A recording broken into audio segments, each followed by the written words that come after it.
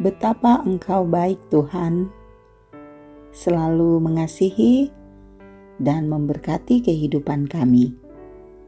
Saudara-saudara, kita jumpa lagi dalam renungan harian di hari Senin tanggal 27 Januari tahun 2025.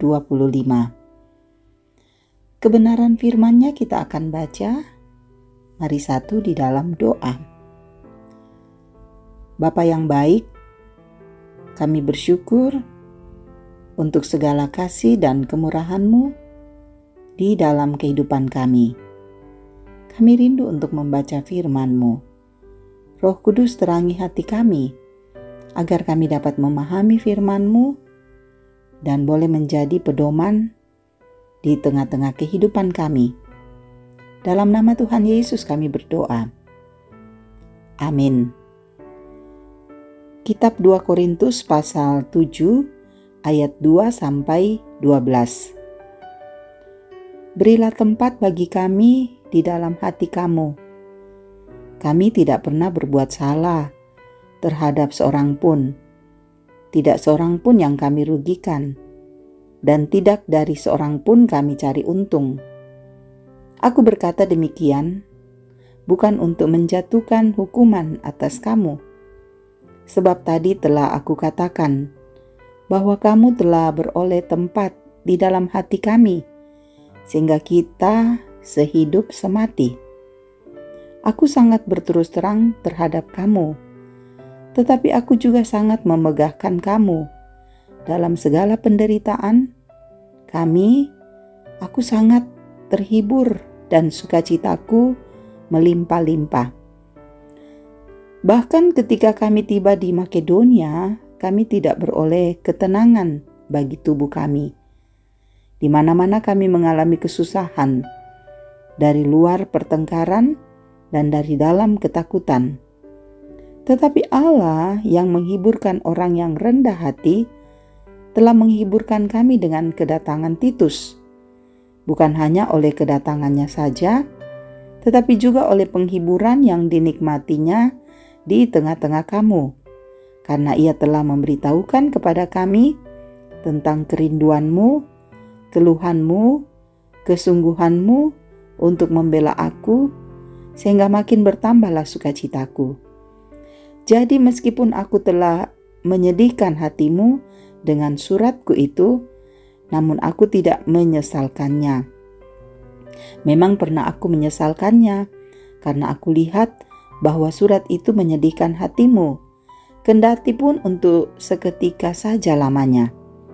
Namun, sekarang aku bersuka cita, bukan karena kamu telah berduka cita, melainkan karena duka citamu membuat kamu bertobat. Sebab duka citamu itu adalah menurut kehendak Allah, sehingga kamu sedikit pun tidak dirugikan oleh karena kami. Sebab duka cita menurut kehendak Allah menghasilkan pertobatan yang membawa keselamatan dan yang tidak akan disesalkan. Tetapi duka cita yang dari dunia ini menghasilkan kematian. Sebab perhatikanlah betapa justru duka cita yang menurut kehendak Allah itu mengerjakan pada kamu kesungguhan yang besar. Bahkan pembelaan diri, kejengkelan, ketakutan, kerinduan, kegiatan penghukuman. Di dalam semuanya itu, kamu telah membuktikan bahwa kamu tidak bersalah di dalam perkara itu. Sebab itu, jika aku telah menulis surat kepada kamu, maka bukanlah oleh karena orang yang berbuat salah atau oleh karena orang yang menderita perbuatan salah, melainkan supaya kerelaanmu terhadap kami menjadi nyata bagi kamu di hadapan Allah. Demikian firman-Nya. Amin. Saat ini saudara, tema kita dimenangkan di dalam penderitaan. Saudara-saudaraku yang kekasih, orang akan menyebut kita orang tidak baik atau orang tidak waras. Jika kita dalam keadaan sedih, menghadapi penderitaan, lalu kita bersyukur, mensyukuri kepedihan kehilangan. Juga tentu orang akan marah jika kita berhadapan dengan kesusahan, lalu kita katakan, ayo kita bersyukur dengan keadaan duka ini.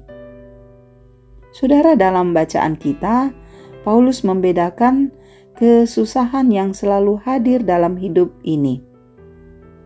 Kesusahan sesuai kehendak Tuhan Allah dan kesusahan dari dunia. Menurut Paulus, kesusahan karena kehendak Tuhan itu membawa pada pertobatan dan keselamatan. Tetapi kesusahan dari dunia membawa pada kematian. Kesusahan dari dunia karena keinginan, kemauan diri sendiri, juga karena kekerasan hati. Tetapi kesusahan dari Tuhan, yaitu kesusahan karena kita melakukan kehendak Tuhan, melakukan yang benar di mata Tuhan. Saudara, Paulus bersyukur atas penderitaan yang hadir dalam hidupnya karena iman Paulus pada Tuhan. Semakin disiksa, disakiti, dan kemudian kadang dibuatkan cerita yang tidak benar, yang menggegerkan semua orang. Tetapi Paulus tidak memegahkan diri, juga tidak melemahkan imannya. Bahkan Paulus tidak berdiam diri. Dia terus menceritakan tentang kebenaran Tuhan. Karena itu saudara, Paulus bersyukur atas kesusahan, penderitaan yang datang dalam hidupnya. Karena Injil, kabar sukacita. Saudaraku, tanggung jawab kita sebagai orang percaya yaitu kita akan tetap menjadi saksi Kristus dalam dunia ini. Karena itu kita tidak akan diam. Walaupun ada kesusahan, penderitaan yang terjadi dalam diri kita karena Kristus, kita akan tetap teguh. Kenapa? Karena Kristus akan memenangkan hidup kita. Dia akan bersama dengan kita. Jadi, jangan pernah menyerah. Jangan pernah mengeluh ketika penderitaan datang karena Injil. Tetaplah kuat saudara. Tetaplah teguh. Tuhan bersama dengan kita. Tuhan menopang kita. Amin. Mari berdoa. Terima kasih Tuhan Yesus. Ada waktu yang Engkau berikan bagi kami untuk mendengarkan firman-Mu. Biarlah firman ini mengambil bagian dalam seluruh kehidupan kami. Tuhan, tolong kami dalam menjalani hidup ini. Biarlah Tuhan selalu menolong di dalam berbagai hal yang kami kerjakan. Dalam kehidupan para orang tua kami. Di tengah-tengah usia indah, biar mereka sabar menjalaninya. Tuhan akan menopang, menjaga, memberi semangat, sehingga masa tua dijalani dengan tetap bersuka cita di dalam Tuhan. Berkati juga untuk anak-anak kami. Semoga mereka sehat bahagia dalam Tuhan. Sukses dalam pendidikan, dalam usaha. Demikian juga damai sejahtera-Mu kiranya tinggal dalam hidup kami. Sehingga dalam keluarga kami nama Tuhan dimuliakan. Dan Tuhan memberkati usaha pekerjaan kami. Sehingga apapun yang kami lakukan semua terjadi dalam kebaikan dan pertolongan Tuhan. Berkati untuk semua saudara-saudara kami yang mendengarkan renungan harian ini. Biar mereka teguh menjalani hidup ini dalam kasih-Mu. Dan firman-Mu akan terus menjadi sukacita, menjadi berkat dalam kehidupan semua saudara-saudara kami. Bagi mereka yang sakit, ya Tuhan sembuhkanlah. Agar mereka kuat dalam Tuhan. Bagi yang berduka, hiburkan. Hapus air mata mereka dan beri ketenangan. Tuhan ada di sana di tengah penderitaan duka. Dalam berbagai beban-beban hidup karena ekonomi, karena pendidikan dan sebagainya. Ya Roh Kudus, mampukan kami melewatinya dalam kekuatan-Mu. Pun kalau ada sukacita, Tuhan sempurnakan sukacita kami. Sukacita karena pertambahan usia, sukses dalam pendidikan, dalam pekerjaan. Semua sukacita yang kami rasakan, kami syukuri dalam Tuhan. Dan untuk para pelayan, Tuhan berkati, terus mereka memberitakan Injil, beri kekuatan, sehingga pemberitaan Injil itu boleh disebarkan di mana saja. Tuhan mengasihi pemimpin-pemimpin di negara kami, biar mereka memerintah dengan hikmat dan kebijaksanaan dari Tuhan. Jagalah kami selalu Tuhan.